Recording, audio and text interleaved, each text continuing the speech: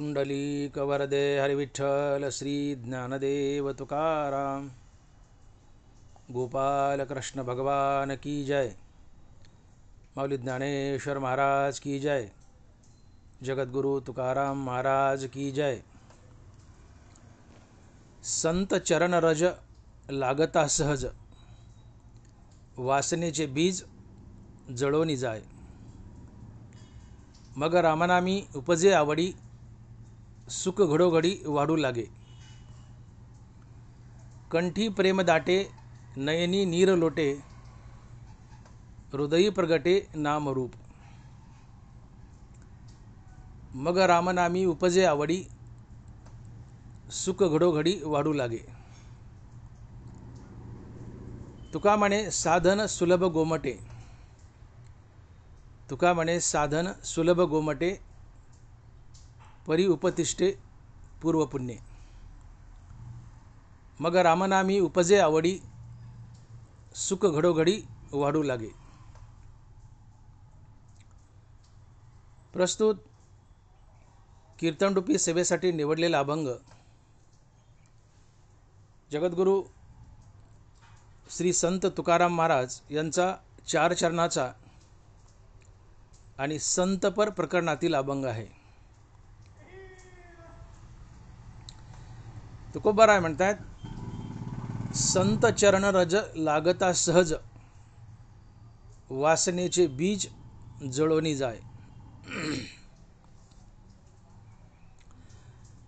अभंगाची सुरुवात तुकोबारायांनी संत या शब्दाने केली आहे।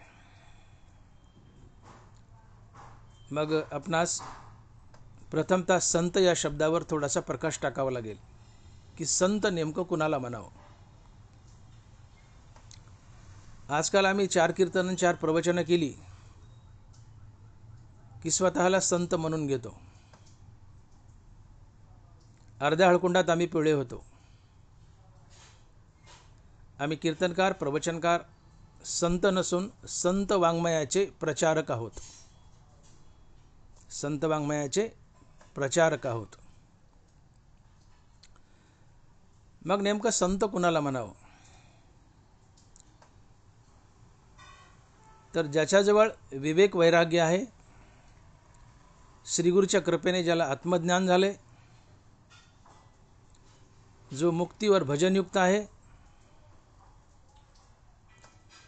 आणि पांडुरंगानं ज्याचं दास्यत्व केले, तो संत असतो। ज्याच्याजवळ विवेक वैराग्य आहे, श्रीगुरूच्या कृपेने ज्याला आत्मज्ञान झाले, जो मुक्तीवर भजनयुक्त आहे, ज्याने प्रत्यक्ष पांडुरंग पाहिला आणि पांडुरंगाने ज्याची चाकरी केली, तो संत असतो, इतर दुसरं कोणी नाही। अर्थात जो ज्ञान गिळून गोविंद गातो, तो संत असतो। जो देवहून देवाचं नाव घेतो, तो संत असतो। नाथ महाराजांनी भागवतामध्ये संताची एकूण 21 लक्षणं सांगितली आहेत।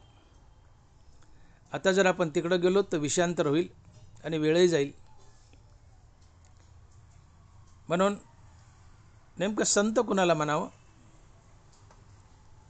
तर जो देवहून देवाचं नाव घेतो, तो संत असतो। आणि अशा संताकडे बोट करून तुकोबाराय म्हणतात की संत चरण रज लागता सहज, संत चरण रज लागता सहज, वासनेचे बीज जळोनी जाय। ही संत चरण रज म्हणजे काय? तर संत चरण रज म्हणजे संतांच्या पायाची धूळ, संतांच्या पायाची धूळ। या संतांच्या पायाच्या धुळीने मनुष्याचा उद्धार होतो। एवढंच नाही तर देवाचंही भाग्य घडतं। संतांच्या पायाची धुळी साधी नाही आहे, ती एवढी महान आहे की संतांच्या पायाच्या धुळीने मनुष्याचा उद्धार तर होतोच, पण या संतांच्या पायाच्या धुळीने देवाचंही भाग्य घडतं. हो, देवाचंही दैव घडतं. याची साक्ष ज्ञानोबा देत आहेत. माऊली लिहित आहेत, मिया लक्ष्मी डावलोनी केली परोती, तोडोनी कौस्तुभ घेतला हाती, मग वक्षस्थळाची वाखती ओढली चरण रजा, अजून पावलाची मुद्रा मी हृदयी वाहेगा सुभद्रा, आपुलिया दैव समुद्रा जतेने लागी. हे चरण ऐका, आपुलिया दैव समुद्रा जतने लागी. ज्ञानोबा म्हणतायत आणि भगवंत सांगतायत ज्ञानेश्वरीत की ज्यावेळेस तो भृगु ऋषी भगवान विष्णूच्या छातीत लात मारायला आला, पूर्ण इतिहास सांगत नाही मी, पण ज्यावेळेस तो भृगु ऋषी भगवंताच्या छातीत लात मारायला आला त्यावेळेस भगवंत म्हणतात की माझ्या गळ्यात कौस्तुभ मणी होता. तो अतिशय कठीण आणि निब्बर असतो आणि भृगूने लात मारली असती छातीवर आणि तो प्रहार जर कौस्तुभ मण्यावर झाला असता तर कौस्तुभ मण्याच्या प्रहाराने उलटा भृगूचा पाय फुटला असता. म्हणून भगवंत म्हणतात की तोडून कौस्तुभ घेतला हाती. लक्ष्मी चरणावर बसली होती, तिला बाजूला केलं, गळ्यातला कौस्तुभ मणी तोडला आणि तो हातात घेतला आणि मी माझी छाती पुढे केली आणि भृगूला म्हणलं मारलाच. आणि भृगु ऋषीने लात मारली आणि त्या भृगु ऋषीच्या लाथाचं पावलाचं चिन्ह, ज्याला स्त्रीवस्त्र लांछन म्हणतात, ते भगवंत अर्थात महाविष्णू अजूनही आपल्या छातीवर वागवत आहेत. का तर त्या भृगूच्या पायाची लागलेली धूळ ही भगवंताला पवित्र करते, भगवंताचं दैव घडते, भगवंताचं दैव घडवते. संताच्या धुळीचा महिमा बघा. भृगूने मारलेली लात भगवंताला अजून जपून ठेवली आहे, स्त्रीवस्त्र लांछन म्हणून. ती लात मारताना भृगूच्या पायाचं चिन्ह छातीवर उमटलंय आणि सोबतच भृगूच्या पायाची धूळ भगवंताच्या छातीला लागली. भगवंत ही संतांच्या पायाची धूळ घेऊन आपल्या मस्तकाला लावतात आणि आपलं दैव घडवतात. आणि म्हणून ज्ञानोबा लिहित आहेत की अजूनही पावलाची मुद्रा मी हृदयी वाहेगा सुभद्रा, आपुलिया दैव समुद्रा जतने लागी. तात्पर्य, संताच्या पायधुळीने मनुष्याचं दैव घडतं, मनुष्याचा उद्धार होतो, यात काय नवल. संताच्या पायधुळीने देवाचंही दैव घडतं, हे देव स्वतः बोलतात ज्ञानेश्वरीत आणि ज्ञानोबा सांगताय. इतका संताच्या पायधुळीचा अर्थात संत चरण रजाचा महिमा मोठा आहे. श्री संत नामदेव महाराजांना पुढं चालावं आणि पांडुरंगानं लंडासारखं या नामदेवाच्या मागं पळावं. नामयाच्या मागे हिंडे केशीराज, लागावा या रज चरणीचे. नामदेवानं पुढं चालावं आणि नामदेवाच्या पायाची धूळ उडून माझ्या अंगावर यावी आणि माझं दैव घडावं, ही पांडुरंगाची अभिलाषा. नामयाच्या मागे चाले केशीराज किंवा नामयाच्या मागे हिंडे केशीराज, लागावा या रज चरणीचे. कबीरानं पुढं चालावं आणि पांडुरंगानं लंडासारखं कबीराच्या मागं पळावं. देव कसा आहे, भक्ताचा वेडा आहे बघा. कबीराने पुढं चालावं, पांडुरंगानं मागं पळावं आणि म्हणावं कबीरा थांब, मी पांडुरंग आलोय. कबीरान म्हणा देवादामानी मला चादरी विनायच्यात, मी पुढं चलतो, तू ये मागून. कबीरा मन निर्मल भयो जैसे गंगा नीर, पीछे पीछे हरी फिरे कहत कबीर कबीर.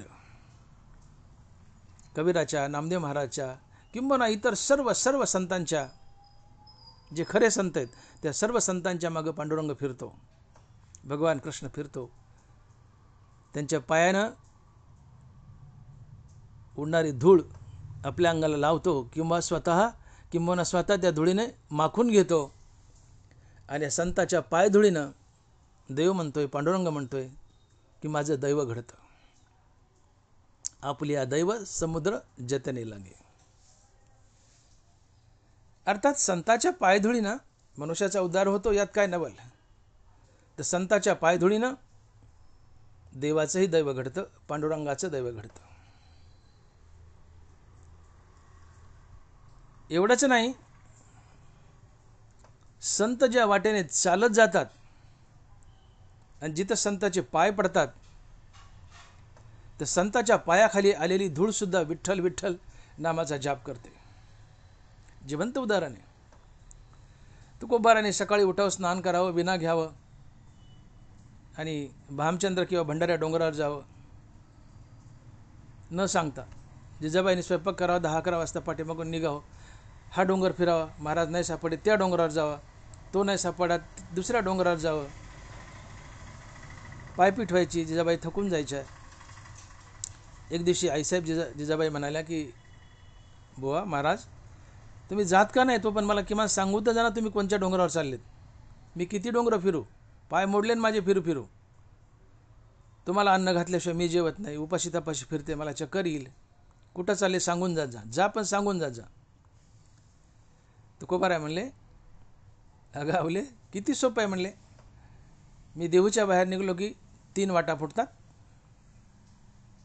एक भंडाऱ्याकडे, एक भामचंद्राकडे आणि एक कुठल्या तरी गावाला जात होती. या 3 वाटाला तुझा कान लाव आणि ज्या वाटाच्या मातीतून विठ्ठल विठ्ठल असा ध्वनी येईल त्या वाटेने मी गेलो, त्या वाटेने येईन, मला जेवण आणून दे. किती सोपं आहे. जिजाबाईने जाताना त्या वाटेला मातीला कान लावावा आणि त्या मातीतून विठ्ठल विठ्ठल विठ्ठल असा ध्वनी यावा आणि त्या वाटेने जिजाबाईने जावं आणि तुकोबाराला जेवण द्यावं. तुकोबारा ज्या वाटेने जात होते त्या वाटेची माती सुद्धा विठ्ठल विठ्ठल म्हणते. ती माती पावन होते, मातीचा उद्धार होतो. जनाबाईच्या गौऱ्या विठ्ठल विठ्ठल म्हणत होत्या. चोखोबा महाराजाची हाडं विठ्ठल विठ्ठल म्हणत होती. संताच्या पायधुळीचा महिमा अतिशय महान आहे.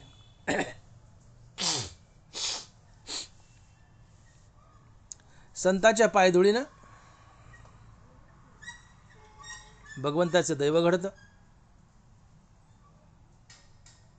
मनुष्याचा उद्धार होतो, निर्जीव अशा मातीचाही उद्धार होतो. हा संत चरण रजाचा महिमा आहे. आणि म्हणून तुकोबाराय आजच्या प्रस्तुत अभंगात सांगतायत की मानवी जीवाचा उद्धार संताच्या पायधुळीने होतो. संताच्या पायधुळीने देवाचं दैव घडतं. संताच्या पायधुळीने रस्त्याची माती सुद्धा उधळून निघते. तसंच संताची पायधूळ जर मनुष्याच्या अंगाला सहज लागली, संतांची पायधूळ जर मनुष्याच्या अंगाला सहज लागली तर मनुष्याच्या आतील वासनेचं बीज जळून जातं. हे तुकोबाराय अभंगाच्या पहिल्या चरणात सांगतायत आणि महाराज लिहितायत, संत चरण रज लागता सहज वासनेचे बीज जळून जाय. संत चरण रज लागता सहज वासनेचे बीज जळून जाय. तुकोबाराय म्हणतात की संतांच्या पायाची धूळ जर मनुष्याच्या अंगाला लागली, अर्थात तो खरा संत असावा, ज्ञानोबाराय तुकोबारायासारखा खरा संत असावा, अशा संताच्या पायाची धूळ जर तुमच्या आमच्या अर्थात मनुष्याच्या अंगाला लागली तर मनुष्याच्या आत हृदयात किंवा मनात वास करणारी वासना जळून जाते. संत चरण रज लागता सहज वासनेचे बीज जळून जाय. संत चरण रजाने मनुष्याची वासना जळून जाते आणि मनुष्याचा उद्धार होतो. मग ही वासना म्हणजे काय? मग ही वासना म्हणजे काय? तर वासना म्हणजे बळावलेली इच्छा. वासना म्हणजे बळावलेली इच्छा. वासनेचे अनेक पर्यायी शब्द आहेत. वासना म्हणजे इच्छाच. वासना म्हणजे इच्छा, वासना म्हणजे आशा, वासना म्हणजे कामना, वासना म्हणजे भावना, वासना म्हणजे हाव, वासना म्हणजे तृष्णा. हे वासनेचे पर्यायी शब्द आहेत. प्रामुख्याने वासना म्हणजे इच्छा. पण वासनेची अजून जर परिपूर्ण व्याख्या करायची असेल तर वासना म्हणजे बळावलेली इच्छा. वासना म्हणजे बळावलेली इच्छा. वासना म्हणजे इच्छाच, पण वासना म्हणजे बळावलेली इच्छा. ज्या बळावलेल्या इच्छा आहेत, ज्या फाजील इच्छा आहेत, त्या वासना असतात. जेवण करणं ही इच्छा आहे. मला भाकरी मिळावी ही इच्छा आहे. जेवण करणं इच्छा आहे, पण मला स्वादिष्ट जेवण मिळावं तरच मी जेवेल ही वासना आहे. मला कपडे मिळावेत ही इच्छा आहे. ठीक आहे, ती असावी, इथपर्यंत इच्छा असावी. मला कपडे मिळावेत ही इच्छा आहे, पण मला विशिष्ट कंपनीचे ब्रँडेडच कपडे मिळावेत तरच मी घालील ही वासना आहे. समोरचा जो घालतोय तेच मी घालील ही वासना आहे. मला गाडी असावी ही इच्छा आहे. ठीक आहे, असावी. मला गाडी मिळावी ही इच्छा आहे, पण मी 30 लाखाच्या 40 लाखाच्याच गाडीत बसल, अन्यथा बसणारच नाही ही वासना आहे. ही वासना आहे. मला घर असावं ही इच्छा आहे. असावी. मला घर असावं ही इच्छा आहे, पण मला 5 मजली 6 मजली 10 मजली 10 कोटीचंच घर हवंय तरच मी राहील ही वासना आहे. तात्पर्य बळावलेली इच्छा ही वासना असते. आणि बळावलेल्या इच्छेलाच वासना म्हणतात, तिलाच हाव म्हणतात, तिलाच तृष्णाही म्हणतात. आणि म्हणून या बळावलेल्या वासनेचा किंवा तृष्णेचा दृष्टांत देताना ज्ञानोबा ज्ञानेश्वरीत लिहित आहेत की दरदूर सापे गिळीजत आहे उभा, तरी तो माशिया वेटाळी जिभा, तसे प्राणी कवना लोभा वाढविती तृष्णा. एक बेडूक माशा खात असतो. माशा खाण्यात मग्न आहे बेडूक, आणि पाठीमागून एक साप आलाय.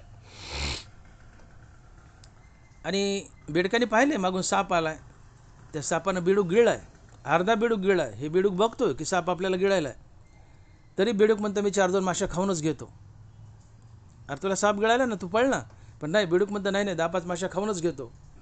सापानं अख्खा बेडूक गिळला, बेडूक संपला.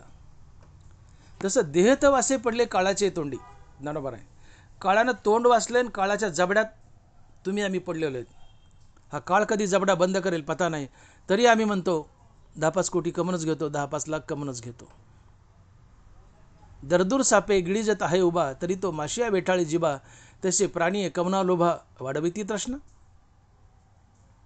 ज्ञानोबा म्हणतात मला आश्चर्य वाटतं, जे लोकीची ऐशी नांदणूक ते तर जन्मले आधी जे लोक, तयाचे निश्चिंतीचे कौतुक दिसत असे. अरे तुम्ही काळाच्या तोंडात पडलात, काळाने जबडा बंद केला की मराल. पण ज्ञानोबा म्हणतात की तुम्ही एवढे निश्चिंत निवांत कसे, तुमच्या निश्चिंतपणाचं मला कौतुक वाटतंय म्हणले. अरे निष्ठा ना काळाच्या तोंडातून, काळाच्या तोंडात पडूनही तुम्ही निवांत निश्चिंत, याचं मला कौतुक वाटतंय म्हणले. जयाचे निश्चिंतीचे कौतुक दिसत असे, ये मृत्यूलोकेचे उपराटे आहा कटा ओकटे, जरी अर्जुना अवचटे जन्माला सीतो येते. ही बळावलेली इच्छा हीच वासना आहे, हीच तृष्णा आहे. ही वासना तृष्णा तुम्हाला चांगल्या मार्गानं वाईट मार्गानं पैसा मिळूनही देईल, पण ही वासना तृष्णा तुम्हाला बेचैन करते आणि अकालीच मारते. मग कमी पैसा मिळून जास्त दिवस जगावं का जास्त पैसा मिळून वासनेमुळे तृष्णेमुळे लवकर मरावं, कोणतं अधिक फायद्याचं आहे हे ज्याचं त्यांनी ठरवावं आणि मला कळवावं. मला तर असं वाटतं की कमी पैसा मिळून जास्त दिवस जगावं हे आमच्या फायद्याचे. जास्त पैसा मिळू वासनेमुळं तृष्णेमुळं, चांगल्या मार्गानं वाईट मार्गानं, पण ही तृष्णा वासना आम्हाला अकालीच मारून टाकते. मग तो पैसा आमच्या काय कामाचा. म्हणून हा तृष्णा अर्थात ही वासना ही घातक आहे, तुम्हाला अकालीच मारून टाकते. आणि मग ही अशी वासना तुकोबाराय म्हणतात की संत चरण रजाने जाते, संत चरण रज लागता सहज, वासनेचे बीज जळून जाय. काही मर्यादेपर्यंत इच्छा ठीक आहे, जीवन जगताना इच्छा असतात आणि असावे ते लागतातच संसारामध्ये जगण्यासाठी. काही मर्यादेपर्यंत इच्छा ठीक आहेत, परंतु वासना नको. आणि वासना म्हणजे बळावलेली इच्छा, अर्थात तृष्णा. म्हणून ही वासना आणि तृष्णा ही घातक आहे. ही वासना आणि इच्छा या दोन्ही तुम्हाला दुःख देतात. इच्छा म्हणजे आशा. ज्ञानोबा बोले, आशा जैशी दुखाते, व्याली निंदा दुरीते. ज्ञानोबा. आशा इच्छा एकाच अर्थाचे शब्द आहेत. निंदा पापाला जन्म देते, आशा दुःखाला जन्म देते. आशा जैशी दुखाते, व्याली निंदा दुरीते. इच्छा आशा म्हणलं की तुमच्याबद्दल दुःखच येणार. कारण मनात कुठली आशा आणि इच्छा निर्माण झाली की त्या आशेच्या इच्छेच्या पाठीमागं मन धावतं. मन हृदयस्थ रामापासून तुटतं, ते बहिर्मुख धावतं आणि इच्छित वस्तू, आशा केलेली वस्तू मिळेपर्यंत ते बेचैन अस्थिर असतं. आणि मनाची ही बेचैनी अस्थिरता हेच दुःख असते. आणि मनात आशा इच्छा निरंतर उठत राहतात. मग आशेच्या इच्छेच्या पाठीमागं मन सतत धावतं, ते हृदयस्थ रामापासून तुटतं. हृदयस्थ रामापासून तुटलं, बहिर्मुख झालं की बेचैन होतं, अस्थिर होतं, तडपतं. ही तडप, बेचैनी, अस्थिरता हेच दुःख असतंय. आणि म्हणून आशा इच्छा ह्या सातत्यानं तुम्हाला दुःख देतात. आणि म्हणून ज्ञानोबा म्हणतायत की आशा जैशी दुखाते, व्याली निंदा दुरीते. आशा इच्छा म्हटलं की जीवनात दुःख आलंच. आशा तुलनात्मक थोडं दुःख देते, पण वासना जास्त दुःख देते. कारण वासना ही बळावलेली इच्छा असते, बळावलेली आशा असते. इच्छा तुम्हाला दुःख देते, पण तुलनात्मक कमी देते. वासना ही जास्त दुःख देते. एकदा का लग्नाची पार्टी बसली आणि त्या बैठकीमध्ये बोला म्हणले, किती हुंडा देता?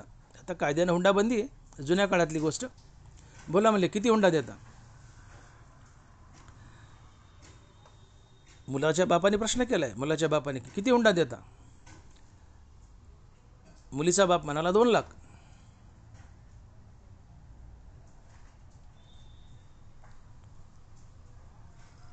मुलाचा बाप म्हणतो, किती हुंडा देता? मुलीचा बाप म्हणतो, 2 लाख.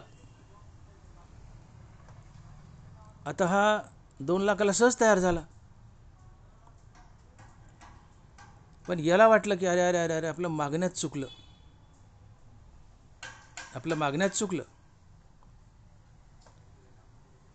तुम्ही किती हुंडा देता? तर हा मला 2 लाख. मग यांनी असा विचार केला की आपण त्याला 2 लाख म्हणायच्या ऐवजी आपणच जर आधी 4 लाख म्हटलं असतो तर आपला जास्त फायदा झाला असता. याने शब्द टाकला, किती हुंडा देता? मुलीचा बाप मला 2 लाख. फायनल झालं, सुपारी फुटली. पण मुलाच्या बापाच्या मनात पार चुरचुरली की आपण 2 लाखाला उगाच तयार झालो, 2 लाखाला उगाच तयार झालो. 2 लाखाच्या ऐवजी आपण 4 लाख म्हणलं असतो तरी यांनी दिला असता. फुटली सुपारी, बसले जेवायला. जेवायला बसल्यावर हा मनात सारखा घोकायचा, 4 लाख म्हटलं असतं तर, 4 लाख म्हणलं असतं तर. बाई गुळवणी वाढायला आली. हा मनात म्हणतो, 4 लाख म्हणलं असतं तर, 4 लाख म्हणलं असतं तर. बाई म्हणते, काय म्हणता मामा? म्हणले, नाही बाई तुला नाही कळायचं, वाढ वाढ वाढ गुळवणी, जा म्हणले माघारी. हा मनात घोकायचा, 4 लाख म्हणलं असतं तर. परत आता सुपारी फुटली ना, काय करतो? मुलीचा बाप 2 लाखाला तयार झाला. पण नंतर याच्या ध्यानात आलं की आपण 2 लाखाला आपण उगीच तयार झालो. मुलीचा बाप 2 लाख म्हटला आणि मी तयार झालो, हे माझं चुकलं. मी 2 लाख तयार नव्हतं व्हायला पाहिजे. मी 4 लाख म्हणलं असतं तरी यांनी दिले असते. आणि म्हणून याला वाटलं आपलं मागण्यात चुकलं. आणि म्हणून हा सारखा घोकू लागला की 4 लाख म्हणलं असतं तर, 4 लाख म्हणलं असतं तर, तरी यांनी दिले असते. नातरुंड झाली याला तरी हा घोकत होता, 4 लाख म्हणलं असतं तर, 4 लाख म्हणलं असतं तर. नातरुंड म्हणजे, बाबा काय म्हणता? तू म्हणायचं, काही नाही पोरानं खेळा, तुम्हाला नाही कळायचं, 4 लाख म्हणलं असतं तर. अर्थात आधी काय दुःख होतं की 2 लाख मिळतात का नाही हेच दुःख होतं. पण या 2 लाखांनी जो आनंद दिला तो आनंद त्या 4 लाखानं भोगू दिला नाही. 2 लाखानं जो आनंद दिला तो आनंद त्या 4 लाखानं भोगू दिला नाही. आणि म्हणून इच्छा ही इच्छित वस्तू मिळेपर्यंत माणसाला दुःखी करते, परंतु मिळालेल्या वस्तूचाही उपभोग घेऊ देत नाही. इच्छित वस्तू मिळेपर्यंत इच्छा तुम्हाला दुःखी करते, परंतु ती वस्तू मिळाली तर मिळाल्यावर देखील तिचा उपभोग घेऊ देत नाही. आधी काय दुःख होतं? हा मनात गाठ बांधून आला तर आपल्याला 2च पाहिजेत, आणि पुरीचा बाप 2 ला तयार झाला. पण पुरीचा बाप 2 लाखाला सहज तयार झाला. पुरीचा बाप 2 लाखाला सहज तयार झाला म्हणून याच्या मनात पालचल उचलली, अरे आपण 2 लाखाची गाठ उगाच बांधली, आपण 4 लाख ठेवून आलो तरी बरं झालं असतं. आधी दुःख काय होतं? 2 लाख मिळतात का नाही. पण 2 लाख मिळाले त्याचा आनंद मानाव ना. पण त्या 4 लाखांनी या 2 लाखाचा आनंद उपभोगू दिला नाही. अर्थात अशा इच्छा इच्छित वस्तू मिळेपर्यंत तुम्हाला दुःखी करतात आणि मिळालेल्या वस्तूचाही उपभोग घेऊ देत नाहीत. आणि म्हणून इथे 2 लाख ही इच्छा आहे आणि 4 लाख ही वासना आहे. आधी 2 लाख मिळतात का नाही हे दुःख होतं. इच्छेने दुःख दिलं, काय इच्छा घेऊन आला 2 लाख हुंडा मिळावा. पण 2 लाख मिळतात का नाही? पुरीचा बाप जर लाखच म्हणला तर काय करावं? 2 लाखाची इच्छा घेऊन आला. पण आधी दुःख होतं की 2 लाख मिळतात का नाही. इच्छेने दुःख दिलं, 2 लाख मिळतात का नाही. पण 2 लाख मिळाले त्यात समाधान नाही. आता 4 लाखाची इच्छा निर्माण झाली. ही इच्छा बळावली आणि बळावलेली इच्छा ही वासना असते. आणि म्हणून 2 लाख ही इच्छा आहे, 4 लाख ही वासना आहे. आणि म्हणून बळावलेली इच्छा ही वासना असते. बळावलेली इच्छा ही वासना असते. आणि इच्छा आशा इच्छित वस्तू मिळेपर्यंत तुम्हाला दुःखी करतात आणि ती वस्तू मिळाल्यावर देखील त्याचा उपभोग घेऊ देत नाहीत. एखादा मनुष्य आमदारकीला उभा राहिलाय, आधी काय दुःख आहे, काय इच्छा आहे की मी आमदार व्हावं. मग आमदार होतो का नाही भीती आहे, दुःख आहे. आमदार होतो का नाही दुःख आहे. पण आमदार झाला, आता आनंद मानाव ना, ते सुख भोगाव ना. पण आता साहेबाला वाटतं मंत्री व्हावं, पण मंत्रिपद मिळालं नाही. तर मंत्रिपद मिळालं नाही या दुःखानं आमदार झाला हे सुखही भोगू दिलं नाही. बरं मंत्रिपद मिळालंच तर असं खातं मिळालं की ज्यात काही खाता येत नाही. असं खातं मिळालं की ज्यात काही खाता येत नाही. तात्पर्य आशा इच्छा तुम्हाला इच्छित वस्तू मिळेपर्यंत दुःखी करतात आणि मिळालेल्या वस्तूचा उपभोग घेऊ देत नाहीत. आधी 2 लाख मिळतात का नाही हे दुःख होतं. इच्छेने दुःख दिलं पण कमी होतं. 2 लाख मिळतात का नाही हे दुःख होतं. पण तू 4 लाखाची इच्छा झाली तर त्या 4 लाखानं या 2 लाखाचे आनंद उपभोग दिला नाही. आणि म्हणून मी विधान केलं की बळावलेली इच्छा ही वासना असते. 2 लाख ही इच्छा आहे आणि 4 लाख ही वासना आहे. आणि म्हणून इच्छा तर दुःख देतेच, पण वासना त्यापेक्षाही अधिक दुःख देते. मला जेवण मिळावं ही इच्छा आहे. जेवणाविना किती लोक उपाशी बसलेत किंवा जेवणासाठी किती लोक दुःखी सांगा बरं मला. जेवण मिळत नाही का? जेवण सगळ्याला मिळतंय. जेवण सगळ्याला मिळतंय. देवाने शपथच खाल्ली की जगातील प्रत्येक प्राणी मात्र जेवेल मगच मी जेवेल. देव आधी तुम्हाला जीव घालतो आणि शेवटी देव जेवतो. जेवण सगळ्याला मिळतंय. दैवास्तव देहाचे पाळन, जो चिंतिना देह भरण, तो महायोगी जाण दैवयोगी. देह हा दैववशात पाळला जातो. तुम्हाला जेवढं आयुष्य देवानं दिलं तिथपर्यंत जगवण्याची जिम्मेदारी देवाची आहे. दैवास्तव देहाचे पाळन, दैववशात तुमचा देह पाळला जातो. तुमच्या उदरभरणाची जिम्मेदारी देवाची आहे. जेवण सगळ्याला मिळतंच, देवाची जिम्मेदारी आहे. कारण जितकं आयुष्य तिथपर्यंत तुमचं शरीर जगवायचं आहे. देव अन्न सगळ्याला देतो. पण मला जेवण मिळत नाही म्हणून किती लोक दुःखी आहेत? जवळजवळ कुणीच नाही. जेवण सगळ्याला मिळतं, पण दुःख कशाचं आहे? मला चांगलं जेवण मिळावं याचं दुःख आहे. कपडे सगळ्याला मिळतात, पण मला चांगले कपडे मिळावेत याचं दुःख आहे.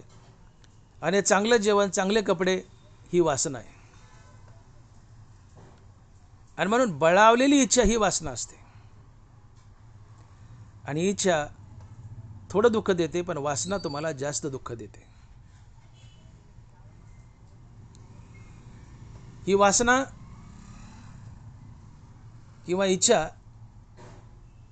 तुम्हाला दुःख तर देतात, परंतु पुनर्जन्मातही बांधतात. इच्छा वासना तुम्हाला दुःख तर देतात, परंतु हीच वासना तुम्हाला पुनर्जन्मातही बांधते. जन्म घेणे लागे वासनेच्या संगे, तिची झाली अंगे हरिरूप. जशी वासना आहे तसा जन्म आहे. गीतेच्या 8व्या अध्यायात भगवंताने असा एक महान सिद्धांत मांडलाय. आणि मरणी जे अजे आठवे, तो तेची गती ते पावे, म्हणून सदा स्मरावे मातेची तुवा. ज्ञानोबा आहे. मरताना जी वस्तू चित्तात येऊन उभी राहील, पुढच्या जन्मी तुम्हाला ती वस्तू बनावी लागते. आणि मरताना तीच वस्तू चित्तात येऊन उभी राहते की जिच्यावर तुम्ही आयुष्यभर प्रेम केले. ज्या वस्तूवर तुम्ही सर्वात जास्त प्रेम केले, जी इच्छा अधिक प्रबळ आहे, ती इच्छा किंवा तीच वस्तू मरताना चित्तात येऊन उभी राहते. आणि जी वस्तू चित्तात येऊन उभी राहिली, पुढच्या जन्मी तुम्हाला ती वस्तू बनावी लागते. असा एक नियम आहे, असा एक सिद्धांत आहे. आणि मग मरताना तुमच्या मनात इच्छा असतील, वासना असतील, तर या वासना तुम्हाला पुढच्या जन्मात बांधतात आणि 84 लाख योनीचा प्रवास करायला होता. म्हणून भगवंताचं भजन करताना कुठली वासना मनात ठेवून भजन करू नका. भगवंताची भक्ती करताना कुठलीही वासना मनात ठेवून भक्ती करू नका, कारण वासनेतून सुटका हाच मोक्ष आहे. आम्ही मोक्ष जो भोगतो ते दुसरं तिसरं काही नसून वासनेतून सुटका हाच मोक्ष आहे. कारण मरताना कुठलीच वासना जर मनात नसेल तर तुम्हाला पुढचा जन्म नसतो, तुम्ही मुक्त होता. मरताना काही वासना असेल तरच तुम्ही जन्म मृत्यूच्या फेऱ्यात अडकता, कारण वासना तुम्हाला पुढच्या जन्माला घालते. आणि म्हणून मी म्हणालो की इच्छा वासना दैनंदिन जीवनात आम्हाला दुःख तर देतातच, परंतु ही वासना आम्हाला पुनर्जन्माला घालते, जन्म मरण्याच्या फेऱ्यात बांधते. आणि म्हणून नाथ महाराज म्हणतात की जन्म घेणे लागे वासनेच्या संगे, तिची झाली अंगे हरिरूप. वासना मारा, तुम्हाला पुन्हा जन्म लाभणार नाही, तुम्ही मुक्त व्हाल. आणि या वासना संतांच्या चरण रजाने जळतात, हे तुकोबाराय म्हणते. संत चरण रज लागता सहज, वासनेचे बीज जळून जाय. वासना ही एकूण 2 प्रकारची आहे. एक सद्वासना आणि दुसरी कुवासना. सद्वासना आणि कुवासना. प्रामुख्याने ज्ञानोबाराने ज्ञानेश्वरीत वासनेचे 2च प्रकार सांगितले. तशा शास्त्रात इतरही 2-4 प्रकारच्या वासना येतात, 2-3 प्रकारच्या. लोकवासना, देहवासना, शास्त्रवासना वगैरे वगैरे अशा छोट्या मोठ्या वासना आहेत. ही लोकवासना म्हणजे लोकांनी मला चांगलं म्हणावं, माझं कौतुक करावं, माझी स्तुती करावी, ही लोकवासना आहे. देहवासना, मी अतिशय सुंदर दिसावं, मला कधी म्हातारपणच येऊ नये, ही देहवासना आहे. परंतु याच्याही पुढे जाऊन ज्ञानोबा ज्ञानेश्वरीमध्ये प्रामुख्याने 2 प्रकारच्या वासना सांगतायत. त्यातली पहिली आहे सद्वासना आणि दुसरी आहे कुवासना. दुर्मिळ चराचरी सद्वासना, ज्ञानोबा म्हणतात. दुर्मिळ चराचरी सद्वासना. आणि या सद्वासनेला ज्ञानोबा सद्बुद्धी म्हणतात किंवा सुबुद्धी म्हणतात. आणि ही सद्वासना तुमच्या पदरी गतजन्मातलं पुण्य असेल तरच ती जागी होते, अन्यथा नाही.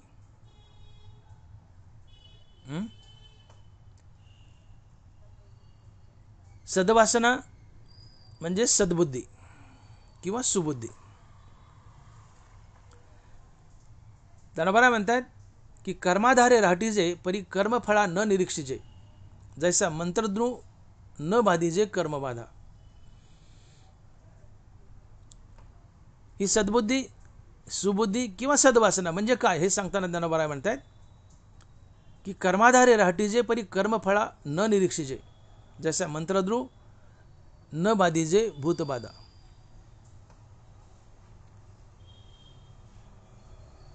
तुमच्या हृदयात जर ही सद्बुद्धी जागी झाली, जरी पुण्यवशे ही सुबुद्धी हृदयी प्रकाशे, तरी अशेषी नाशे संसार भय. ज्ञानोबा आहे, जरी पुण्यवशे सुबुद्धी हृदयी प्रकाशे तरी अशेषी नाशे संसार भय. जरी पुण्यवशे, पदरी पुण्य असेल या जन्मातलं गतजन्मातलं तरच ही सुबुद्धी जागी होईल, सद्वासना जागी होईल, अन्यथा नाही. पुण्यवान माणसाची सुबुद्धी सद्बुद्धी अर्थात सद्वासना जागी होते. आणि सद्वासना जर जागी झाली की तुम्ही संसार जिंकला. कारण गंगेला जसा समुद्र शेवट आहे तसा सद्वासनेला सुबुद्धीला परमात्मा शेवट आहे. जैसा गंगेसी उदधी निरंतर.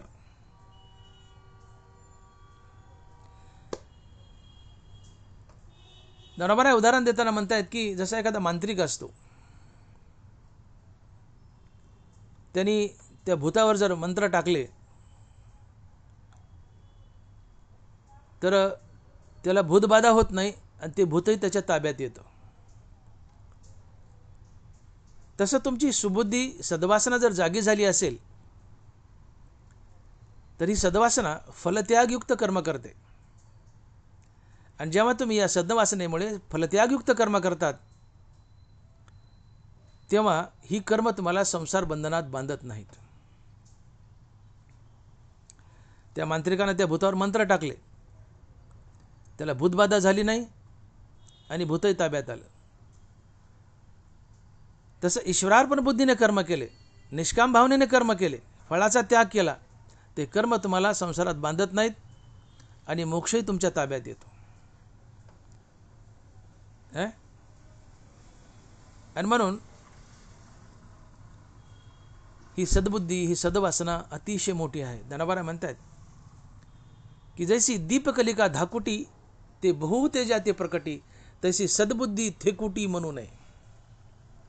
या सद्बुद्धीला या सद्वासनेला कुणी लहान म्हणू नये.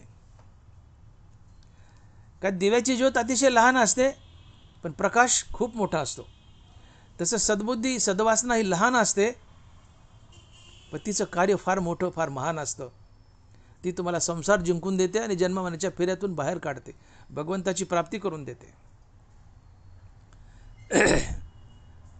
ही सद्वासना आहे आणि पुण्याने जागी होते. दुसरी आहे कुवासना. कुवासना म्हणजे माणसाच्या मनात असलेल्या संसारिक इच्छा. वासनाचे पण कु आहे, ज्याच्या इच्छा प्रबळ आहेत, ही कुवासना आहे. आणि जोपर्यंत इच्छा आहेत तोपर्यंत संसार बंधन आहेच. ज्या दिवशी तुम्ही निरीच्छ व्हाल अर्थात विरक्त व्हाल तेव्हा संसार बंधन तुटेल. आणि म्हणून कुवासना ही तुम्हाला संसारात बांधते. आणि मग ज्ञानोबा लिहित आहेत की एरते दुर्मती जे बहुधा असे विकरती ते तर निरंतर रमती अविवेकी. ही सुबुद्धी सोडली तर उरलेली ही दुर्बुद्धी आहे.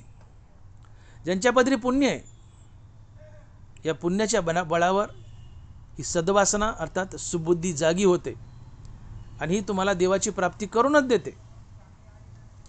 परंतु ज्यांच्या हृदयात सद्बुद्धी नाही आहे, सद्वासना नाही आहे, त्यांच्या हृदयात दुर्बुद्धी असते, कुवासना असते आणि ही कुवासना विकारी असते. अशा माणसामध्ये विकार ठासून भरलेले असतात आणि असा मनुष्य सातत्याने संसार बंधनात अडकत असतो. म्हणून इतया पार्था स्वर्ग संसार नरक अवस्था आत्मसुख सर्वथा दृष्ट नाही. ज्यांच्याजवळ दुर्बुद्धी आहे, कुवासना आहे, त्यांना संसार स्वर्ग किंवा नरक मिळेल पण आत्मसुख अर्थात मोक्ष मिळणार नाही. मोक्ष किंवा संतपद त्यांनाच मिळेल की ज्यांच्या अंतकरणात सद्बुद्धी वास करते किंवा सद्वासना वास करते. आणि म्हणून कुबुद्धी किंवा कुवासना म्हणजे मनात असलेल्या प्रबळ इच्छा, आणि या प्रबळ इच्छेचा अर्थात कुवासनेचा संतांच्या पायधुळीने नाश होतो. या वासना जळून जातात. ज्यावेळेस तुम्ही संतांच्या सहवास येतात आणि संतांच्या सहवासात येतात आणि संतांची चरणरज तुम्हाला लागते, त्यावेळेस संतांच्या या चरणरजाने तुमची कुवासना जळून जाते. कुवासना जळणं म्हणजे तुमच्या इच्छा मरणं, तुम्ही निरीच्छ होणं, अर्थात तुम्ही विरक्त होणं. आणि ज्यावेळेस तुमच्या जीवनात विरक्ती येते तर या वैराग्यानं तुम्हाला देव भेटतो. ते हे विषय वैराग्य जे आत्मलाभाचे भाग्य यांनी ब्रह्मानंदा योग्य जीव होती. म्हणून कसं समीकरण आहे पहा की संतांच्या पायाची धूळ जर तुम्हाला सहज लागली तर संतांच्या पायधुळीने तुमची कुबुद्धी कुवासना जळून जाते. अर्थात तुमच्या इच्छा मरतात, तुम्ही निरीच्छ होतात, तुमच्या जीवनात विरक्ती येते. तात्पर्य कुवासना जळणे म्हणजे तुमच्या जीवनात विरक्ती येणे, तुम्ही निरीच्छ होणे, आणि या विरक्तीने देव भेटतो. आता या ठिकाणी तुकोबारांनी काय शब्द प्रयोग केलाय की संत चरण रज लागता सहज वासनेचे बीज जळून जाय. नुसती वासना जळून उपयोग नाही, वासनेचं बीज जळावं. वासनेचं बीज जळावं. तर हे वासनेचं बीज काय आहे? वासना जळाली ठीक आहे, वासना मोक्ष मिळवून देते, जळाली की वासना जळाली मोक्ष मिळेल, पण नुसती वासना जळून उपयोग नाही आहे. एखादं झाड आहे, जसे तुकोबाराज बोलले की आशा ही समूळ खणून काढावी तरीच गोसावी व्हावे त्याने. एखादं झाड आहे, वरून तोडले, खोड तसंच ठेवले, त्याला पुन्हा आगाऱ्या फुटतात, फांद्या फुटतात, ते झाड पुन्हा पनपतं. मग ते मुळासहित उपडून काढलं तर पुन्हा ते झाड पनपत नाही, फुटत नाही. म्हणून आशा हे समूळ खणून काढावी तरीच गोसावी व्हावे त्याने. इथं तोच प्रकार आहे. नुसती वासना जाऊन उपयोग नाही, वासनेचं बीज जावं. नुसतं झाड तोडून उपयोग नाही, झाडाचं मूळ तोडावं, म्हणजे झाड उगवत नाही. म्हणून वासना जावी पण बीजासहित जावी. वासनेचे बीज जळून जाय. ते वासनेचं बीज काय आहे? तर वासनेचं बीज म्हणजे अविवेक, किंवा फार फार त्याला अज्ञान म्हणलं तरी चालेल. वासनेचं बीज म्हणजे अज्ञान, पण मी प्रामुख्याने वासनेचं बीज म्हणजे अविवेक असं सांगू इच्छितो.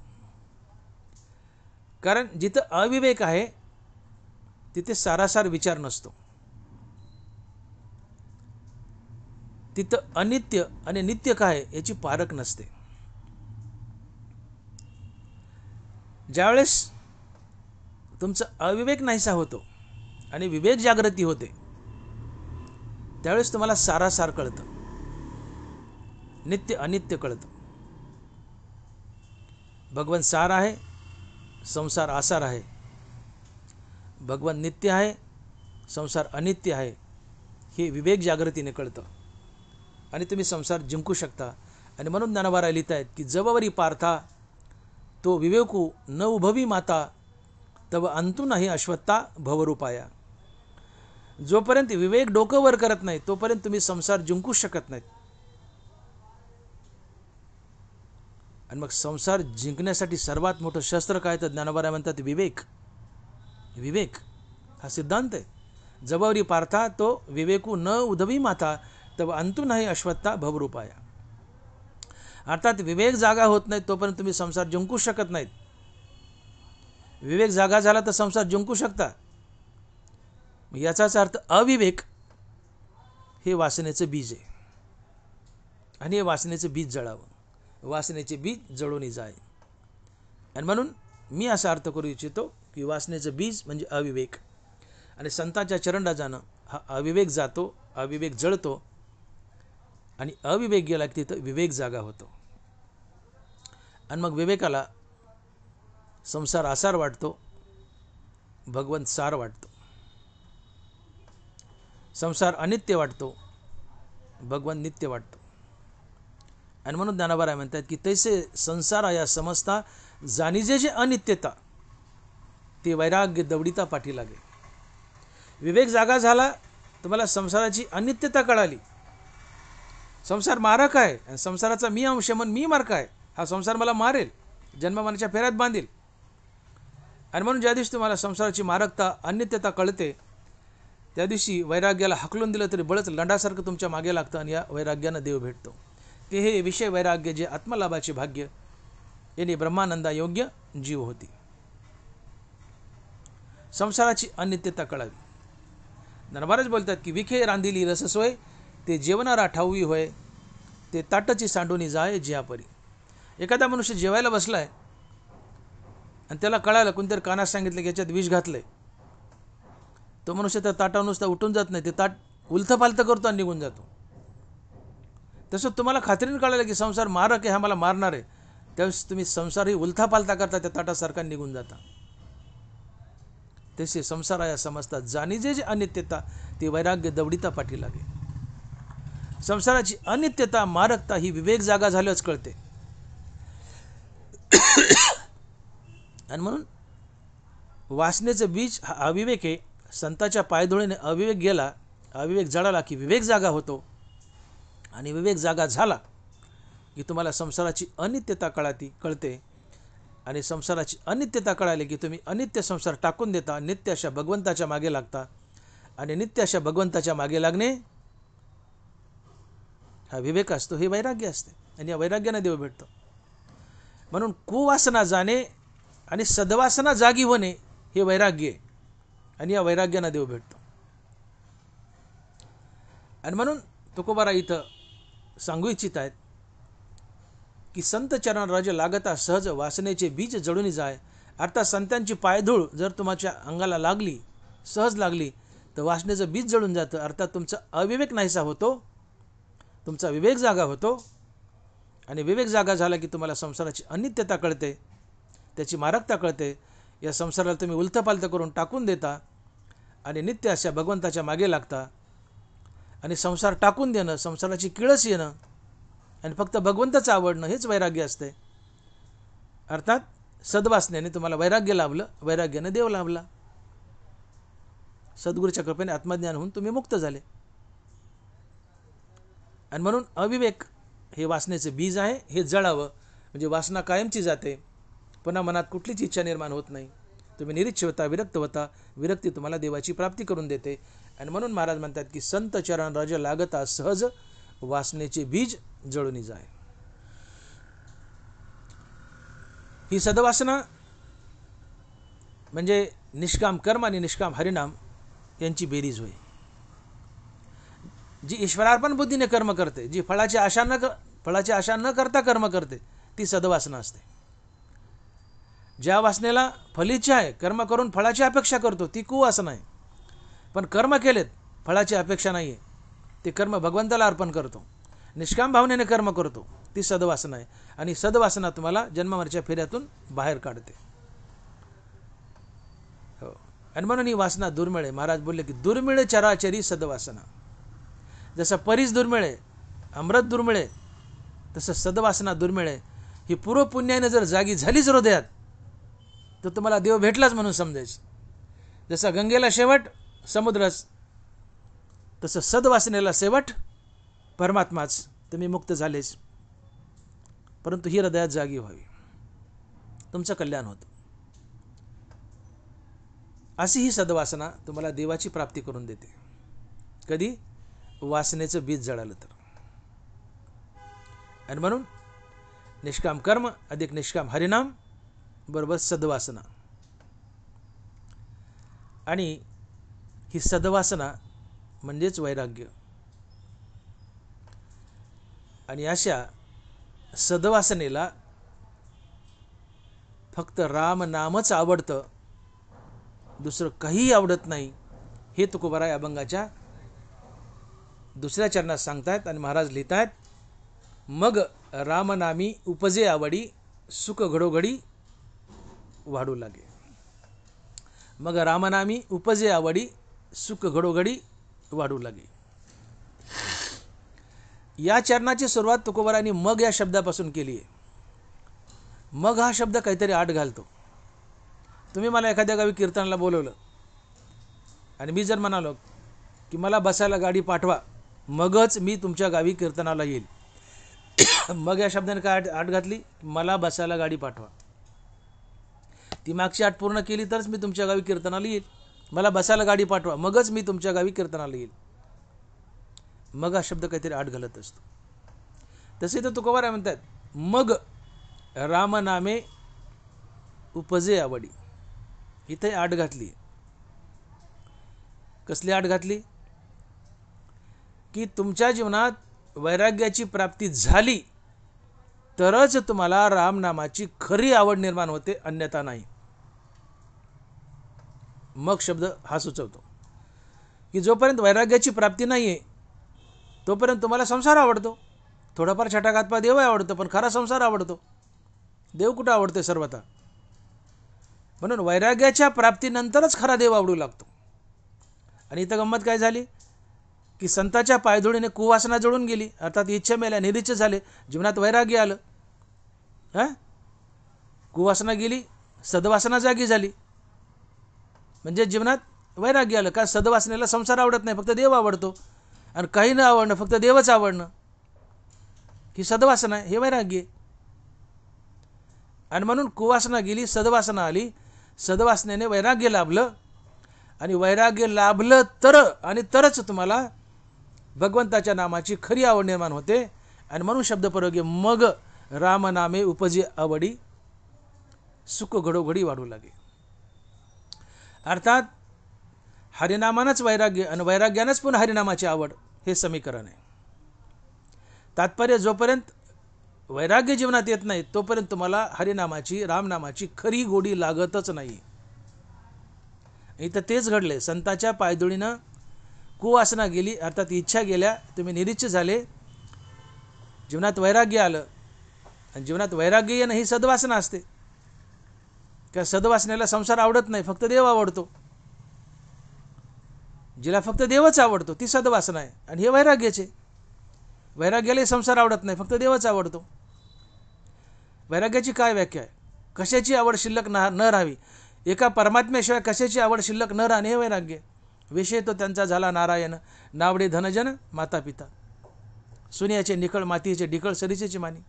उठलेने वैराग्य जेने, हा तिन्हीवर ऐसा सांडणे, जसे वमुनिया सुनिया आत्ताची गेले. संसारातले भोग, संसारातल्या वस्तू कुत्र्यानं उलटी केलेल्या मटेरियलसारखं तुच्छ वाटावं.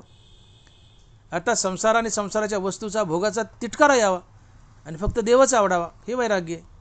मी तर हेच झाले. संताच्या पायधुळीनं कुवासना गेली, अर्थात इच्छा गेल्या, तुम्ही निरीच्छ झाले. निरीच्छ झाले म्हणजे विरक्ती आली जीवनात. आणि सद्वासना म्हणजे काय? की जिला संसार आवडत नाही, फक्त देवच आवडतो. आणि विरक्ती म्हणजे तेच आहे. विरक्तीला काय? संसार आवडत नाही, फक्त देव आवडतो. म्हणून विरक्ती आणि सद्वासना एकच. आणि म्हणून कुवासना गेली, सद्वासना आली. सद्वासना म्हणजेच विरक्ती. आणि अशी विरक्ती जीवनात आली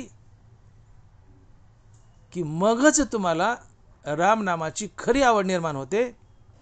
आणि म्हणून तो बरा शब्द प्रयोग करतायत की मग रामनामी उपजे आवडी सुख घडोघडी वाढू लागे. तुमच्या जीवनात वैराग्य आलं तरच तुम्हाला रामनामाची खरी आवड निर्माण होते, अन्यथा नाही. याची साक्ष ज्ञानोबाराय देत आहेत.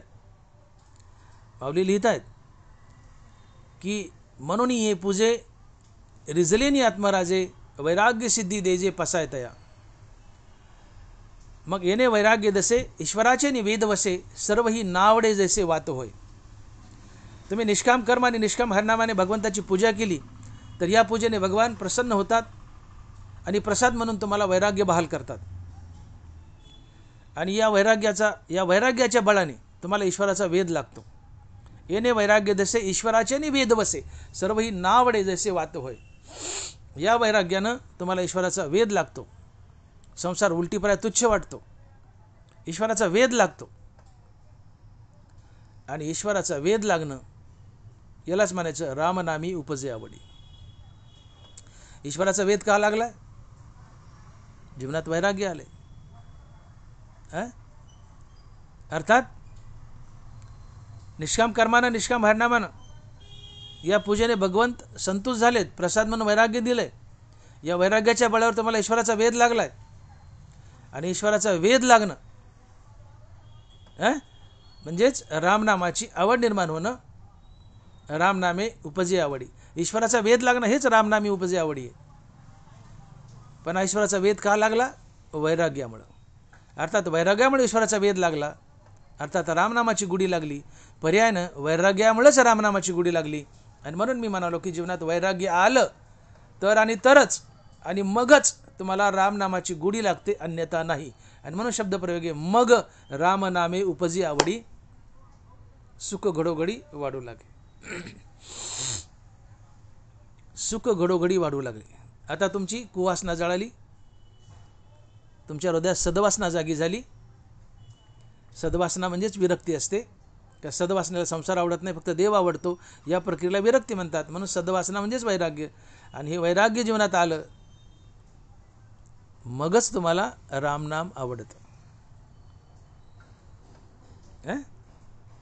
मग रामनामे उपजे आवडी.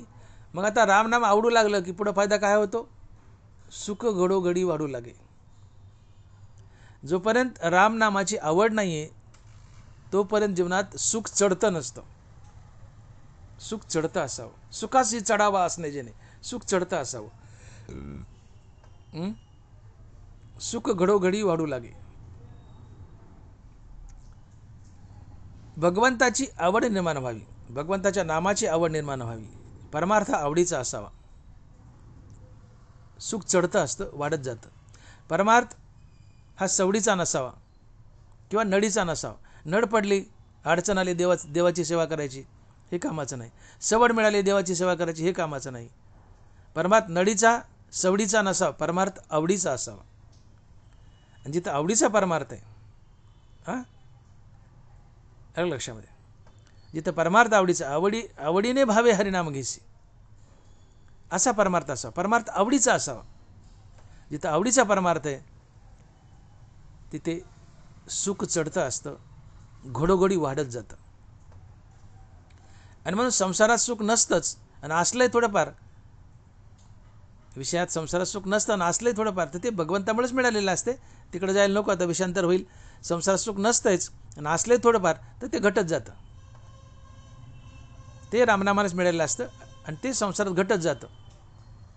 परंतु परमार्थात, मोक्षात सुख वाढत जातं. परमार्थात, मोक्षात सुख वाढत जातं. सुख घडोघडी वाढू लागे. मोक्षात म्हणण्यापेक्षा संत पदात सुख घडोघडी वाढत जातं. मोक्षात एकदा तुम्ही ब्रह्मस्वरूपात लीन झाले की आहे तितक्या सुखात लोळत असतात, पण संत पदात हे सुख वाढत जातं. संसारात घटत जातं, मोक्षात आहे तेवढं स्थिर राहतं, पण संत पदात सुख वाढत जातं.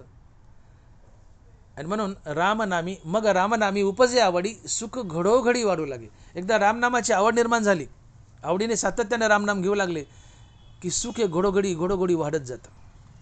हा नामस्मरणाचा महिमा आहे, हा संत पदाचा महिमा आहे. आणि म्हणून संतपद मोक्षाच्या पुढचे चौपुरुषार्थ श्री भक्ती जैसी. मोक्षात सुख स्थिर आहे, पण संत पदात भक्तीमध्ये सुख वाढत जातं. सुखाची व्याख्या ज्ञानोबा करतायत की किंबहुना सोये जीव आत्मयाची लाहे, ते तजे होय तया नाव सुख. आणि ऐशी अवस्था न जोडिता पार्था, जिजे ते सर्वता दुःख जाणे. कुठल्याही कारणामुळं, त्यातली त्यात हरिनामामुळं ज्यावेळेस तुमचं मन अंतर्मुख होतं, त्यावेळेस अंतर्मुख झालेलं मन हृदयस्थ रामाला जाऊन भेटतं. मन आणि हृदयस्थ राम यांच्या भेटीतून मनाला स्थिरता लाभते आणि मनाच्या या स्थिरतेतून येणारा अनुभव हे सुख असते. आणि मग ज्यावेळेस तुम्ही अखंड रामनाम घेऊ लागता आणि आवडीने घेऊ लागता, त्यावेळेस तुमच्या मनाची अंतर्मुक्ता ही अखंडपणे टिकून असते आणि अखंड अंतर्मुक्तेतून तुम्हाला अखंड स्थिरता लाभते आणि अखंड स्थिरतेतून सुख घडोघडी घडोघडी घडोघडी वाढत जाते. कारण आता तुमचं मन हृदयाच्या डोहात बुडाले, परमात्म्याशी एकरूप झाले, तुम्ही रामनाम घेत आहेत, मन अंतर्मुख झाले, हृदयस्थ रामाला भेटले, मन आणि हृदयस्थ राम यांच्या भेटीतून मनाला स्थिरता लाभली आणि कायमची स्थिरता लाभली, तिथं मनाची अत्यंतिक निवृत्ती झाली, मन कायमचं भगवंताला भेटलंय आणि भगवंताला भेटून कायमचं स्थिरावलंय. आणि ज्यावेळेस मन कायमचं स्थिरावतं त्यावेळेस तुम्हाला कायमचं सुख येतं, नवे नवे घडोघडी सुख वाढत जातं. पण मनाची स्थिरता हेच सुख, आणि या मनाच्या स्थिरतेतून, मनाच्या कायमच्या स्थिरतेतून कायमचं सुख, नवे नवे घडोघडी तुमचं सुख वाढतही जातं. आता ते कायमचं स्थिरावले.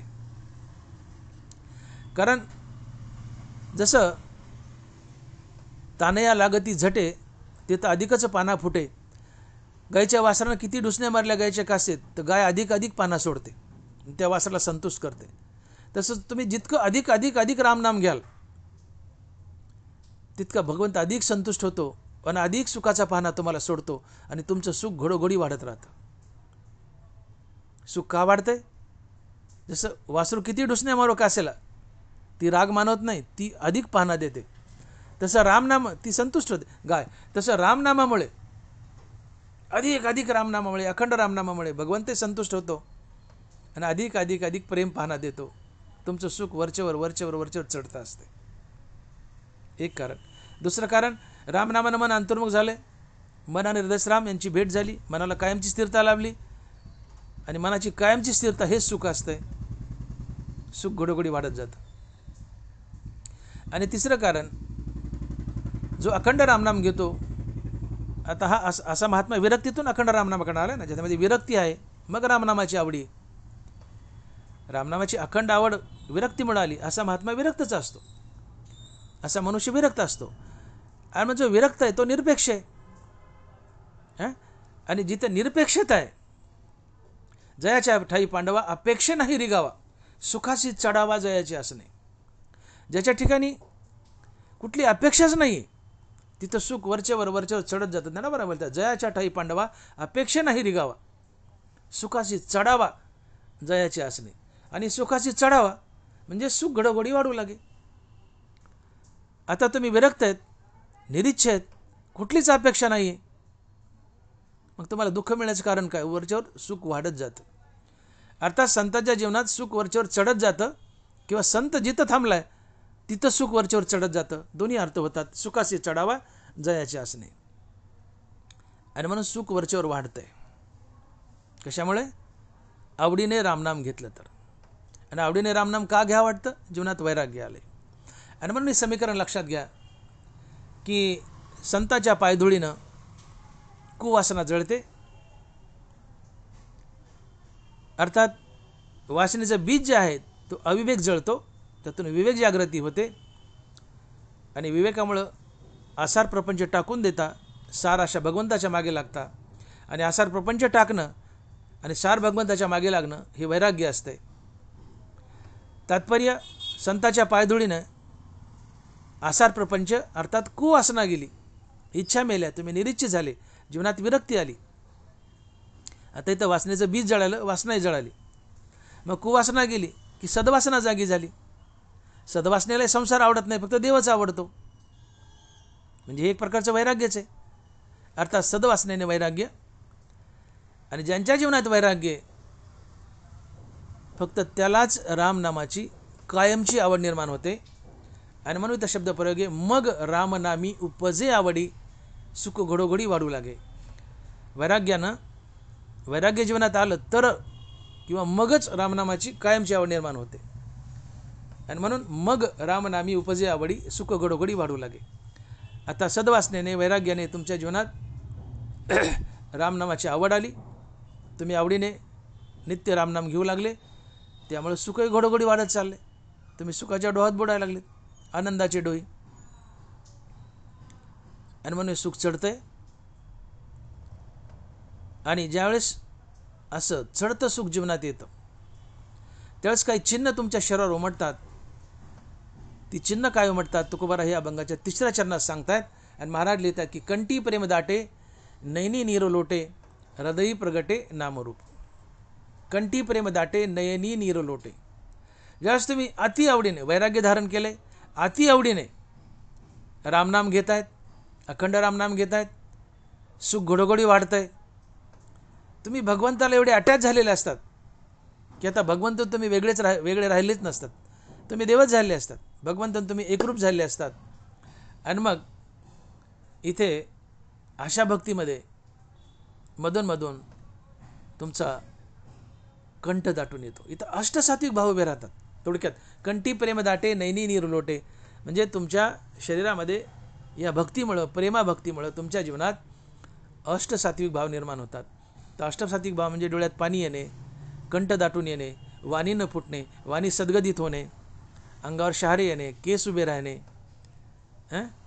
किंवा अंगाला घाम येणे, अंग असं स्थिर किंवा टाईट राहणे, कधी मूर्छा येणे, असे अष्टसात्विक भाव असतात. यातले प्रामुख्याने 2-3 भाव इथं तुकोबाराय लिहितात की कंठी प्रेम दाटे नैनी नीर लोटे. तर अशा प्रेमयुग भक्तीने, नित्य रामनामाने तुमचा कंठ दाटून येतो. तुमच्या कंठातून शब्द निघत नाहीत, तुमचं शरीर सद्गद होतं, घाम येतो, डोळ्यातून अश्रूच्या धारा लागतात, ही प्रेमाश्रू असतात. आणि हृदयात ही रामाची मूर्ती किंवा रामाचं नाम प्रगट होतं. भगवंत हृदयात वास करतो. कंठी प्रेम दाटे नैनी नीर लोटे, हृदयी प्रगटे नामरूप. असे अष्टसात्विक भाव तुमच्या जीवनात निर्माण होतात. आणि साक्ष असते की तुम्ही भक्तीत किती मुरलात. आणि मग या ज्या घटना तुमच्या जीवनात घडत गेल्या, हे माइलस्टोन्स आहेत, ही प्रगती आहे. तुम्ही भक्तीमध्ये वावरत असताना, तुम्ही नामस्मरण करत असताना तुमचा कंठ दाटून यावं, तुम्ही देवाशी संभाषण करावं, देवाला बोलावं, ज्ञानेश्वरी वाचत असताना, गाथा वाचत असताना, रामकृष्णारी जाप करत असताना तुमच्या डोळ्यात सातत्यानं पाणी यावं, किमान मधून तरी यावं, तुमचा कंठ दाटून यावं. अर्थात तुमचे अष्टसात्विक भाव जागे व्हावेत. यावरून हे समजतं की भक्तीमध्ये तुमची प्रगती आहे.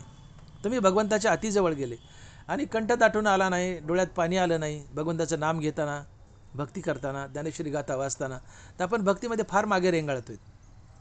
याला आपण माइलस्टोन म्हणलं तरी चालतं. प्रगती. जसं आमच्या लहान मुलं असतात, सुरुवातीला ते उलतं पालतं होतं, मग रांगतं, मग उठून उभं राहतं, चालतं, बोलतं. These are called the milestones आमच्या मेडिकल भाषेमध्ये.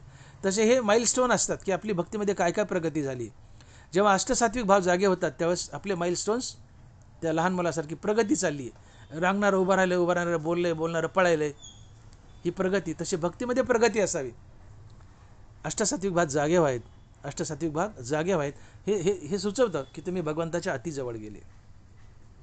तसं मग अखंड रामनाम घेऊ लागले, सुख घडोघडी वाढतंय, तुमच्या शरीरावर अष्टसात्विक भाग जागे होतात, तुमचा कंठ सद्गत होतो, वाणी फुटत नाही, प्रेमानं दाटून येतो, डोळ्यातून पाण्याच्या धारा वाहू लागतात, हृदयात नाम प्रगट होतं भगवंताचं, भगवंताची मूर्ती प्रगट होते, भगवंत हृदयात राहायला येतो.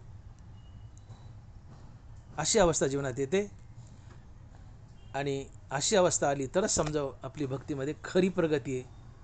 असं नाही आलं तर समजा आपण आहे त्या जागेत आहेत किंवा आपली अधोगती आहे. हे अष्टसात्विक भाग जागे व्हावेत. म्हणून कंठी प्रेम दाटे नैनी नीर लोटे, हृदय प्रगटे नामरूप.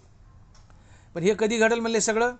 शेवटच्या चरणात तुकोबाराय म्हणतात की तुका म्हणे साधन सुलभ गोमटे, परिउपतिष्ठे पूर्वपुण्य. हे सगळं तेव्हाच घडेल म्हणले.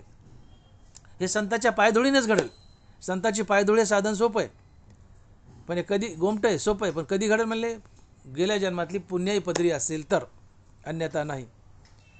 आणि मग बघा, मग बहुत सुकृताची जोडी म्हणून विठ्ठली आवडी. मागचं पुण्य म्हणून विठ्ठल आवडलाय आणि संताची भेट झाली. जन्मजन्मी आम्ही बहुपुण्य केले तेव्हा या विठ्ठले कृपा केली. संतांनी विठ्ठल एकच असतात. देवते संत निमित्त त्या प्रतिमा. तात्पर्य गतजन्मातलं पुण्य असावं लागतं. तिळतिळ पुण्य साचा पडे तरी ते बहुता जन्मी जोडे, वाचेचे नाम तुझे आतुडे, समागम घडे संतांचा. तिळतिळ पुण्य साठवावं लागतं गेल्या जन्मात, या जन्मात. आणि मग संत भेटी होते, संताच्या पायाची धूळ आम्हाला लागते. आणि या चरणाच्या पायाच्या धुळीने, अर्थात संत चरण रजाने आमच्या वासनेचं बीज जळून जातं. आमच्या जीवनात कुवासना जाऊन सद्वासना येते. ही सद्वासना हे वैराग्य असते. वैराग्य जीवनात आलं तरच आणि मगच रामनामाची आवड निर्माण होते. सुख घडोघडी वाढू लागतं. सुख घडोघडी वाढू लागलं तर आम्ही या सुखात न्हावून जातो आणि आमच्या शरीरावर अष्टसात्विक भाव जागे होतात. याला तुकोबाराय म्हणतात कंठी प्रेम दाटे नैनी नीर लोटे, हृदय प्रगटे नामरूप. आणि सगळं तेव्हाच शक्य आहे की ज्यावेळेस हे साधन सोपं आहे, पण तेव्हाच शक्य की ज्यावेळेस तुमच्याजवळ गेल्या जन्मातली पुण्य असेल तरच. आणि म्हणून तुकोबाराय म्हणतात की तुका म्हणे साधन सुलभ गोमटे परी उपतिष्ठे पूर्वपुण्ये. विठोबा रखुमाई, जय जय विठोबा रखुमाई, जय जय विठोबा रखुमाई, जय जय विठोबा रखुमाई. आता तुकोबाराय म्हणतात की संत चरणराज लागता सहज वासनेचे बीज जळून जाय. संतांच्या पायधुळीने एवढ्या घडामोडी होतात आपण पाहिल्या, पण भानगड अशी हो की एखाद्या युगात एखादा संत येतो. बहु अवघड आहे संत भेटी. तुकोबाराय तो महात्मा धनुर्धरा दुर्लभ वाती दानोबाराय. मी तर म्हणतो तुकोबारायचे शिष्य निळोबाराय, तुकोबारायचे शिष्य निळोबाराय आणि बहिणाबाई यांच्यानंतर या महाराज भूमीत पुन्हा संतच नाही आहे. ज्याला तुम्ही संत म्हणतात ते तुम्ही म्हटलेले संत आहेत. दे आर सो कॉल्ड संत, आडनावाचे संत. तुम्ही तुम्ही तुम्ही नामांकन केलेले संत आहेत. निळोबारायनंतर बहिणाबाईनंतर या महाराज भूमीत संत नाही. मग तुकोबाराय तर म्हणतात की संत चरणराज लागता सहज. संत एवढे दुर्मिळ आहेत तर त्यांच्या पायाची धुळी दुर्मिळ आहे. मग ह्या घडामोडी कशा घडतील आमच्या जीवनात? तर संत जर उपलब्ध नसतील तर संताचा उपदेश हीच संत चरणराज म्हणून गृहीत धरली तर चालते. संताचे ग्रंथ, गाथा, ज्ञानेश्वरी, संतांचा उपदेश, संताचं वागणं, चालणं, बोलणं हीच आमच्यासाठी संत चरणराज असते. दानोबाराची ज्ञानेश्वरी वाचा, गाथा वाचा, हीच संत चरणराज आहे. त्यातून तुम्हाला उपदेश मिळेल. संतांनी शास्त्रात जे लिहून ठेवले हीच आमच्यासाठी संत चरणराज आहे. आणि जसं जसं ज्ञानेश्वरीत गाथे सांगितले तसं तसं वागा. संत उपलब्ध असतीलच असं सांगता येत नाही. मग संत नसतील तर त्यांचे ग्रंथ आहेत ना. येणे बोधे असो आम्ही सर्व काळ, करू हे निर्मळ हरिकथा. तुकोबाराय म्हणले की माझी गाथा म्हणजे मीच आहे. गाथेच्या बोधाने मी सर्व काळ इथं आहे. ज्ञानेश्वरीच्या बोधाने मी सर्व काळ इथं आहे. हे दानोबाराय बोलतात, तुकोबाराय बोलतात. म्हणून संत जरी सदा सर्व काळ उपलब्ध नसते तर त्यांची शास्त्र ज्ञानेश्वरी, गाथा, भागवत हे आमच्यात उपलब्ध आहे. आणि गाथा, ज्ञानेश्वरी आणि भागवत हे संतच आहेत. संतांनी ग्रंथ लिहून ठेवले आणि हे अवशेष ग्रंथरूपानं हे संतच आहेत. आणि या ग्रंथाचं वाचन, अध्ययन, पठन, मनन, तसं आचरण ही संत धुळच आहे म्हणायचं. हे संत चरणरजच म्हणायचं. आणि म्हणून ग्रंथाचं अध्ययन, वाचन, पठन, तसं आचरण ही सुद्धा एक संत चरण रजच असते. संत भेटले डायरेक्ट आनंदच आहे. नाही संत भेटले तर ग्रंथाचा अभ्यास करा, तसं आचरण ठेवा, ही संत चरण रजच आहे. आणि मग या दोन्हीपैकी कुठल्या तरी संत चरण रजाने तुमच्या वासनेचं बीज जे अविवेक आहे किंवा अज्ञान आहे ते जळून जाईल. तुमच्यात विवेक जागृती होईल. आसार प्रपंच तुम्ही टाकून द्याल. या विवेकामुळं सार भगवंताच्या मागे लागाल. आसार प्रपंच टाकणं आणि सार भगवंत स्वीकारणं हा विवेक आहे. हेच वैराग्य आहे. यालाच कुवासना जाणं म्हणतात किंवा वासनेचं बीज जाणं म्हणतात. आणि हीच सद्वासना आहे. कुवासना गेली की सद्वासना उरते. सद्वासना उरणं हेच वैराग्य आहे. असं वैराग्य जीवनात आलं मगच तुम्हाला रामनामाची आवड निर्माण होते. मग तुम्ही या वैराग्याच्या बळावर आवडीने रामनाम घेऊ लागाल. सुख घडोघडी वाढत जाईल. सुख घडोघडी वाढलं की तुमच्या जीवनात अष्टसात्विक भाव येतील. तुमचा कंठ प्रेमाने दाटेल, कंठ सद्गतीत होईल, डोळ्यातून आनंदाश्रू वाहू लागतील, तुम्हाला घाम येईल, रोमांच उभे राहतील, शरीर स्थिर होईल. असे सगळे अष्टसात्विक भाव जीवनात येतील आणि तुमच्या परमार्थाची प्रगती हे सिद्ध होईल. तुम्ही देवाला जाऊन चिटकले हे सिद्ध होईल. आणि हे तेव्हाच शक्य की ज्यावेळेस पूर्वजन्माची पुण्य तुमच्याजवळ आहे. आणि म्हणून या जन्मात पुण्य कमावायला लागा, भक्तीला लागा, निष्काम कर्म करा, निष्काम हरिनाम घ्या. या जन्मात पुण्याचा साठा करा, म्हणजे हे पुण्य पुढच्या कामी येईल. आणि म्हणून तुकोबाराय म्हणतात की संत चरणरज लागता सहज वासनेचे बीज जळूनी जाय. मग रामनामी उपजे आवडी, सुख घडोघडी वाढू लागे. ज्ञानेश्वर माऊली ज्ञानराज माऊली तुकाराम, ज्ञानेश्वर माऊली ज्ञानराज माऊली तुकाराम. जय विठ्ठल जय जय विठ्ठल, जय विठ्ठल जय जय विठ्ठल. बोली लिले कुरे वेळी वाकुडी उत्तरे, करा क्षमा अपराध महाराज तुम्ही सिद्ध. नाही विचारिला अधिकार मी आपुला, करा क्षमा अपराध महाराज तुम्ही सिद्ध. तुका म्हणे ज्ञानेश्वरा राखा पाया पै किंकरा, करा क्षमा अपराध महाराज तुम्ही सिद्ध. झालेली सेवा पांडुरंगाच्या आणि तुकोबाराच्या चरणी अर्पण करून सेवेला पूर्ण विराम. ज्ञानदेव तुकाराम ज्ञानदेव तुकाराम. तुकाराम तुकाराम तुकाराम तुकाराम तुकाराम तुकाराम तुकाराम. पुंडलिक वरदे हरिविठ्ठल श्री ज्ञानदेव गोपाल कृष्ण भगवान की जय. माऊली ज्ञानेश्वर महाराज की जय. जगद्गुरु तुकाराम महाराज की जय. विठ्ठल विठ्ठल विठ्ठल विठ्ठल विठ्ठल विठ्ठल विठ्ठल विठ्ठल.